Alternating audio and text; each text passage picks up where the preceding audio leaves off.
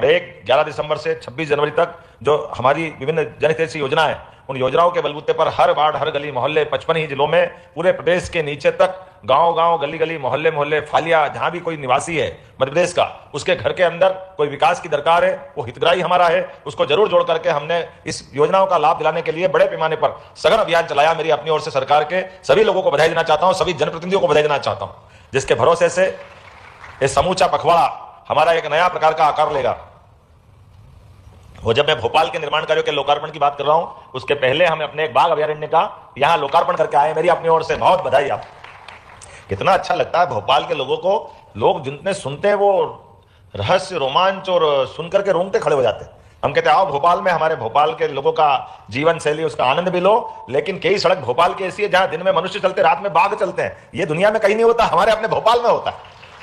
सह अस्तित्व की भावना का ये जो अनुपम उदाहरण है, ये वाकई अनूठा भी है, थोड़ा अलग हटके भी है। और केवल भोपाल में यही नहीं है, बाघ अभयारण्य की बात करें, राजा भोज का वो भोज मंदिर, जिसके बलबूते पर दुनिया के अंदर सबसे बड़ा शिवलिंग, वो आनंद के साथ हमारी गौरवशाली सांस्कृतिक विरासत की धरोहर है। मैं बधाई देना चाहूंगा और उम्मीद करेंगे हमारे सुरेंद्र पटवा जी वहां के विधायक हैं और हमारा सारा मंच मिलकर के हमारे भोजपुर के उस स्थान के लिए भी कोई अलग से योजना बना करके उसको पर्याप्त रूप से समाज और दुनिया के सामने लाने की जरूरत है। मुझे इस बात का आनंद है, उस पर हम काम कर रहे हैं। और जब भोपाल के विकास कार्यों की सुविधा की सौगात की बात कर रहे हैं, तो भोपाल समग्र रूप से बड़ी संभावना वाला स्थान है।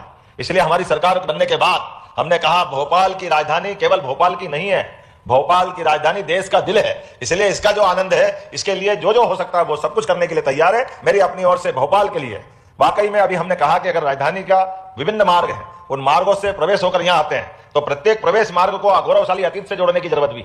मध्य प्रदेश का गौरवशाली इतिहास सम्राट विक्रमादित्य से जोड़ता है और विक्रमादित्य मध्य प्रदेश से निकल करके देश और दुनिया में अपनी साख बनाते, धाक बनाते हैं। एक द्वार विक्रमादित्य के नाम पे बनाया जाएगा।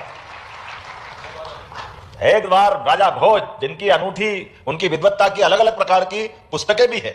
बहुत कम राजा हैं, विक्रमादित्य के बाद राजा भोज, दोनों के बीच 1000 साल का अंतर है। लेकिन 1000 साल पहले, अर्थात आज से 1000 साल पहले कोई कैसा व्यक्तित्व होगा जिसकी अपनी विद्वत्ता के लिए, ज्ञान के लिए, विज्ञान के लिए उस काल में भी उन्होंने अपनी पुस्तक में आयुर्वेद, शस्त्र, शास्त्र, साहित्य, सभी प्रकार की औषधियां, कोई चीज छोड़ी है क्या? सारे क्षेत्रों में समान रूप से जो उनका अपना व्यक्तित्व था, वाकई अद्भुत था। और एक साथ राजा भोज ने 2 बड़े बड़े युद्धों को जीता है। जो एक तत्कालीन समय में गांगे का राज्य कहलाता था और एक राज्य तेलप का कहलाता था।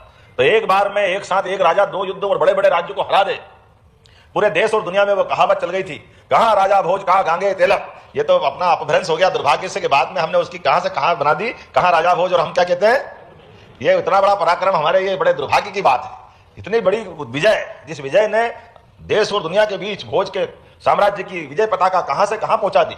और कौन सा काम छोड़ा भोज ने।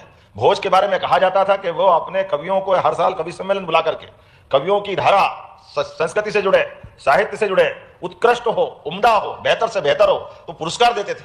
तो विश्वास जी पुरस्कार कैसे देते थे? कविता की एक पंक्ति के एक एक शब्द पे एक एक सोने की ईंट भेंट करते थे। ये क्या दान करने का और क्या पुरस्कार देने का जमाना होगा। अगर अच्छी पंक्तियां हैं और अच्छी पंक्तियों में शब्द है, तो उनके उदाहरण है कि गाड़ी भर करके सोने की ईंट दान कर दी। ये हमारा विक्रमादित्य के बाद राजा भोज का इतना उत्कृष्ट काल था। दानशीलता के बलबूते पर, न्यायप्रियता के बलबूते पर, वीरता के बलबूते पर ये जो गौरवशाली मध्य प्रदेश की विरासत है। और ये भोपाल का तालाब तो आज भी आधुनिक समय में निर्माण की कला के लिए, खासकर बांधों के लिए, पानी के संरक्षण के लिए अद्भुत है। हमारे सारे अभी आधुनिक समय के इंजीनियर के बनाए बांधों के लिए ये रिसर्च स्टडी का एक बड़ा केस है। कैसे इतना पानी का संग्रह हो जाए और नगर का कोई बाल बाका नहीं हो। पानी का डिस्चार्ज एक बहुत छोटी सी राशि से जाता है। मित्रों, जैसा कि आपकी सबकी जानकारी है, आज का दिन एक सरकार के एक कार्यकाल के 1 वर्ष का पूरा होने वाला दिन है।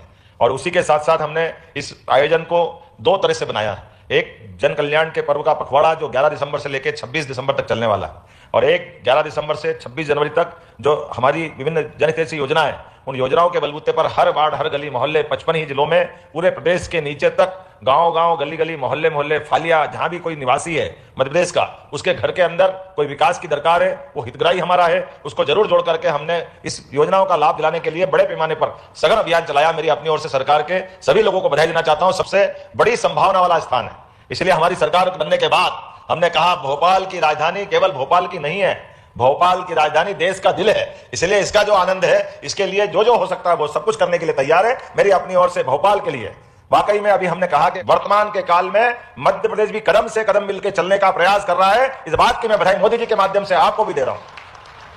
जब दुनिया के नक्शे पे हम देखते हैं, दुनिया के नक्शे पे वर्तमान के हालात में चारों तरफ अलग प्रकार का वातावरण है।